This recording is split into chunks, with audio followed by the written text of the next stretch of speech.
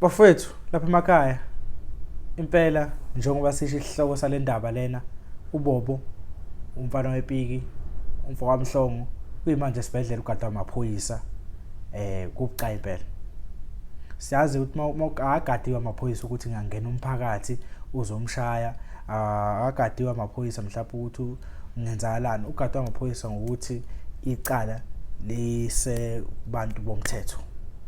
Before siqhubeke bafethu ngiyacela mawuthi uyaqala ungena la ekhaya Perfect TV legqilaza kakhulu online igama nguShepherd kaManqele udabuka phansi empembeni kwahlabisa isigodi la ngibuya khona ke bafethu ngibonge support bafethu njalo labo abahlezi bekhona keep on supporting Perfect TV bafethu sohlezi niphathele indaba ehlabahlosile ngeke thina sikuphathele no indaba ewufafabulane nje noma yipi sokuphathele ehlabahlosile etrenda wangampela nama sources angampela bafethu ngale ukunichithela isikhathi nokumoshela idatha ngibuka isikhathi ukuba ngiyazi ungisetha ngesikhathi angifuni ukunabisa kakhulu le donse kakhulu le ndaba le bafethu njengoba nazi ukuthi isource yami engithulela indaba ngaphakathi omunye welunga lomndeni omunye wabangani kaBobo abakhulu ngaphakathi so ngiphinde ngamthinta ngichecka nje ukuthi isimo sikanjani namhlanje nangampela wangitshela ukuthi hayi no injomani isabambekile into lethi bengichaza izolo ikhanda ilona livuvukele elimele kakhulu ngokuthi ushayeke lona kakhulu emzimbeni so enye into ke akayibalulile namhlanje ukuthi hayi kufike namaphoyisa shuthi ke njengamanje uBobo ukubantu bomthetho shuthi umuntu oboshiwe kahle maningi amacala khona mawubuka vele lapha ukuthi okay umfana wepiki ngabe awana amaphoyisa bafethu ngase kubalekele lokho ngize nganibalulele izolo ukuthi lensizwa ethu uBobo insizwa engiphila nayo kakhulu ubhuti kimi abantu engibahloniphayo la emculweni and abantu engizasho noma ngisegoli noma engazile ukuzoshutha kimi ngiyakwazi ukuthi hey njomani ungaphi mfethu ethi hayi ngikhona ngapha mfethu wosushaya inyama lana abantu nje engiphila nabo kakhulu but ngeke libalekele iqiniso bafethu wrong egcineni uyazi na ubhuti futhi naye maye ukuthi ivideo ificale uyobona ukuthi ngimphelela ngoyeqiniso la aphambuke khona futhi ngizomtshela njengoba sazi ukuthi ngishila izolo ukuthi uBobo no wrong wakhe ubaba womuzi no wrong wakhe yini ke into ewrong imapha amacala khona 1 asiqale la ukuthatha ingane ngokungemthetho that's a kidnapping yabo 2 aphuze ilungelo lengane nayo umzali mhlawumbe umzali engasho mayincane owengayisa kodokotela besho ukuthi ingane mhlawumbe ise traumatize lento eyenzakalile yabo so shuthi ikidnapping uBobo ayenzile ukuthatha ingane ngendluzula kumzali afuna ukuyiqhwaga ehambe nayo yiqala lokuqala lelo elesibili ukuphazamisa isimo sengane which is ilungelo layo o mhlawumbe itraumatize ingane kuyimanje 3 mhlawumbe bengasho futhi ukuthi uBobo ubehlomile lapha nowathi ubephethe isibhamu esingakwazi ke ukuthi ke isibhamu usikhiphile na endlini wabakhomba ngaso noma nje besenqulweni okuhle ngesibhamu isibhamu semthethweni kuhle lokho cabanga ubephethe ilahle bekuzokwenzakalana ngamacala yanda so amanye amacala lokho mhlawumbe ufike wasikhipha wabathreatenisha ngaso ukuthi athathe ingane asasi so uya NDA cala lokukidnapper ke linzima kakhulu so siyathemba ukuthi naye uBobo engathola ummeli right ozokwazi ukumsebenzela ammele ngokweqinisa aluyini icala cause egcineni makuthi uBobo asikhipha ngesibhamu mhlawumbe engasana ukuthi ingane ibingangena kuphela lona into engaba against yena kuphela cause okunye mawukubuka nawe akahlangani kakhulu njengokuthi ayikho into ayenzile enganeni ubeyithathile kuphela lokho kurong kuphela ukuthatha ingane kuphela okunye ke naye usengavula icala ukuthi ugqekezelwe emotweni watshontshelwa washaywa phela icala lelo naye umama usengangena ecaleni mhlawumbe lokuthi ubengabikela ingane amaphoyisa wayentshena umphakathi amanye amacala lawo esingawabuka ukuthi kahle uBobo ngaluyini icala umama bengaluyini icala but umthetho kakhulu eSouth Africa einganeni ukuthanda ukuqina, so kuzoba nzinyana. So ime kanjalo indaba. And then uBobo cause ubulahlekelwe isibhamu, ulahlekelwe wallet, walahlekelwe izimpahla, walahlekelwa ifoni. Malahlekelwe ifoni yakhe, zonke lezo zinto lezo naw sengavula icala lokuntshontshelwa.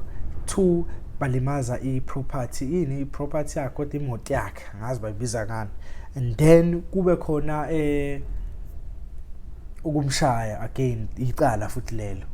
So nesigwebo uma ukuthi kanjani singehla mhlawumbe ngagcina luwinile uBobo icala, but njengamanje esibhedlela uBobo uhleli namaphoyisa mayilulama kushuthi bazomthatha bemuse endaweni la kumele khona asazi. But njengamanje ngokubika komndeni kwefamily kamngani kaBobo ukuthi uBobo ugadwe amaphoyisa njengamanje. Sizwile kuthiwa nemoto bathe kuyilimaza kancane, baba loyo osizile imoto ke ngenhlahle isendaweni esafe obse police station. And ngeke ngathola futhi ukuthi leya ndawo leya ingozi kakhulu. Bayo angazi kuse extortion o bani kodwa bengazi ukuthi ngikusekrahiso emjondolo, angazi ukuthi yona yipi. But ngithema sifalo lo daba lelo kwaqhamuka abantu abaningi ukuthi la khona nje ushilo ukuthi la ndawo mfaka amanqele iyingozi kakhulu kade wasekubiwa ngayo. So siyathemba ukuthi namaphoyisa azoyilela. Nenye into futhi evelile ukuthi ma rumors athi they allegedly uBobo usebenzisa inkani aka own ama stands. Usebenzisa nje inkani urentisa abantu ngokuthi nje emjondolo akekho vele onendawo into kanjalo because indawo bathe kamasipala yonke. Manje uBobo ke ubedemanda ngenkani. Ezinye zezinsolo evelayo lezo kubantu ukuthi uBobo uqamba amanga ukuthi indawo yakhe ufuna imali ngenkani irent kubantu labe beqashile. Izinsolo anginakho ku-information ephelele, izinto eseyivela kubantu njengoba ngisho ukuthi khona umuntu ovelile washo ukuthi la ndawo manqele yini angazi extortion obani but sekrahiso wathi ingozi kakhulu le ndawo leya kade kwabiwa ngayo. Kuthiwa ke kuyatshontshwa laphana umuntu wakhona ukwazi umlanda masengaphakathi